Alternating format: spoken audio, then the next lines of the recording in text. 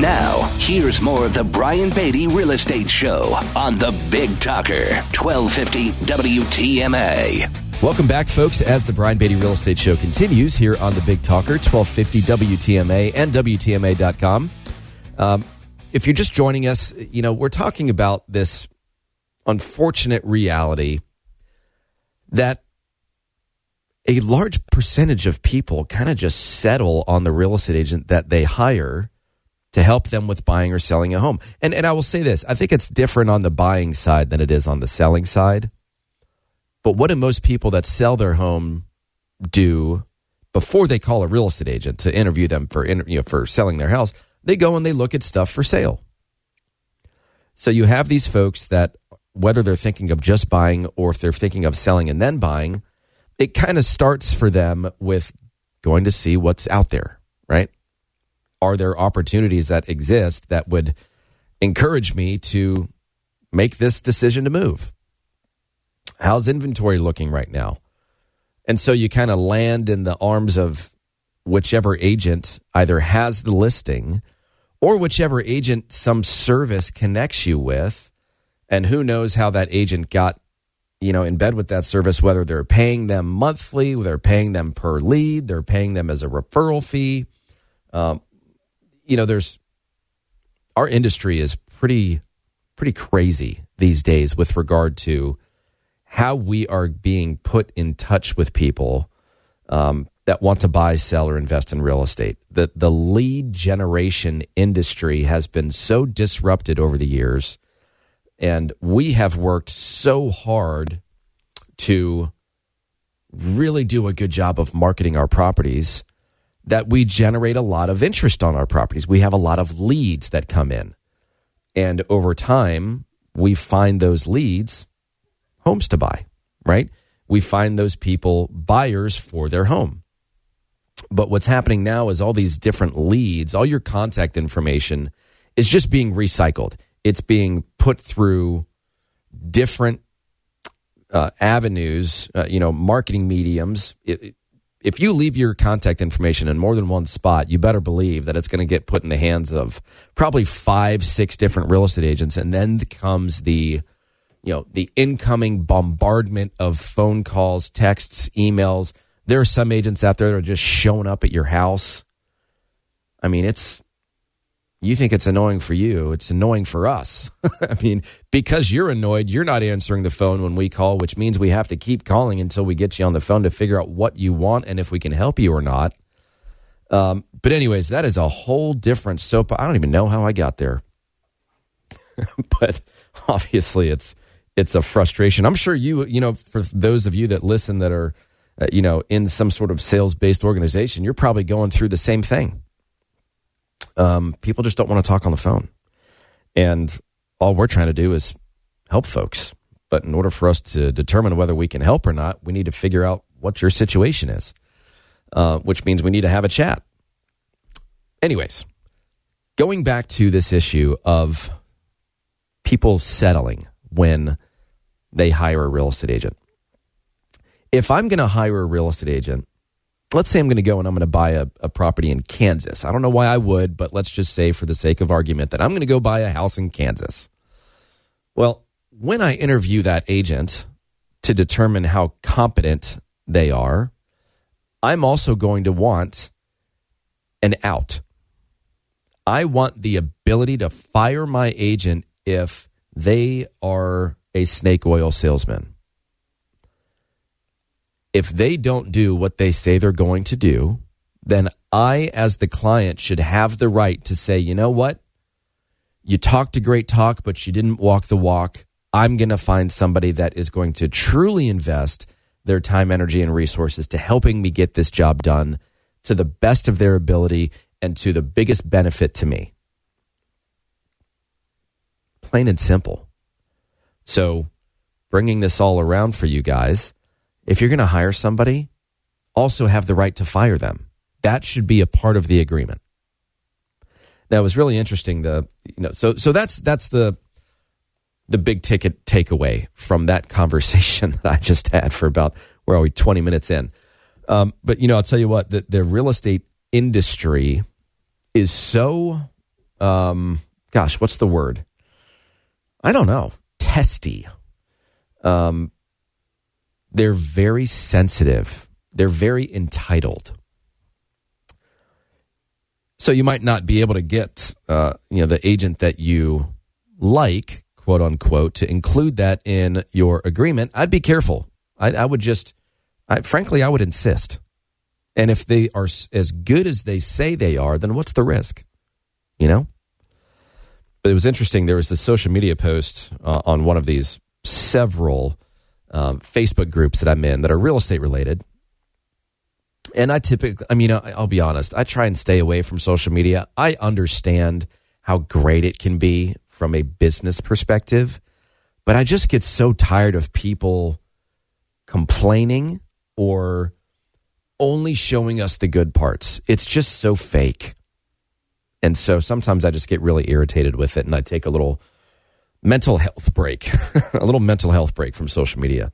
And so I've kind of been on a hiatus for a little bit. It's time for me to come back because I think people need and want genuine information. They want people that are not afraid to be real. I'm not afraid to be real. I really appreciate those that show the bad with the good. No, don't get me wrong. Celebrate your wins. Go for it. There's not enough pats on the back these days. Or if there are, it's all self-promotion, shameless self-promotion. But anyways, there was this post on a Facebook group for real estate talking about how annoying it is when agents have to call other agents to schedule showings. Because I don't know if you know this or not.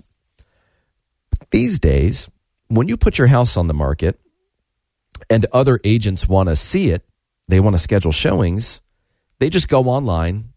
They go to a website. They select your home, the date and time they want to see it.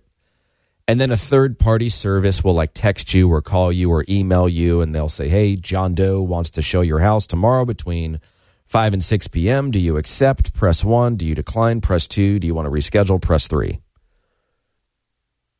No one is really talking to one another before showings occur these days, unless the listing agent removes the ability for other agents to schedule those showings online. So it was just this big, hundreds of people complaining about how annoying it is that they have to call an agent to schedule a showing because they're trying to set up things, as geographically efficient as possible. And if they have to wait for you to talk to the seller to then call them back and figure out when they can show it, then it just throws off their whole day, right? I offered a different opinion. My opinion is that, well, first of all, if the seller that I'm representing selects the program we offer that qualifies all of their showings before they occur, then any agent that wants to see it is not getting through the door until we have a conversation. So what do those conversations look like? First of all, if the buyer walks through the house and they like what they see, are they in a position to make an offer? If you're trying to show a home to somebody because that's the only value you can bring to them, is just, well, hey, if you want to go and see something, I can show it to you. Whatever you want to see, whenever you want to see it, I'll show it to you. And they're a year away from buying a house. Sorry, I'm not going to inconvenience my seller and their family and kick them out of the house for an hour. Oh, and by the way, force them to clean it for an hour so that the showing is a good showing, just so you can show someone a house that might be buying something in a year in an effort to further your relationship with them and try and earn their business. That is not fair to the seller. It's not fair to me, because now I've got to track you down for feedback. And we all know that the agent isn't going to provide us with feedback because there's none to give, because they're not ready to buy. And it becomes this whole thing. So first of all, I just want to know that if they walk through the house and they like what they see, they're in a position to make an offer. If they're not retiring from Florida until next year and then they have to sell their business and then they have to sell their house, sorry, you're not getting in. Second question is, are they paying cash or are they pre-approved for a mortgage? Can they afford it? Third is, and this is where the collaborative view comes in, which is, maybe the agent showing the house should learn a thing or two about the house in the area before they show it to their client. I'd like to provide them with that information, but so many agents are so entitled and so, all I need to do is get in the house. Just let me do my thing. I know everything, right? That's kind of the mentality that some of these agents have. They don't want to be bothered. I get it.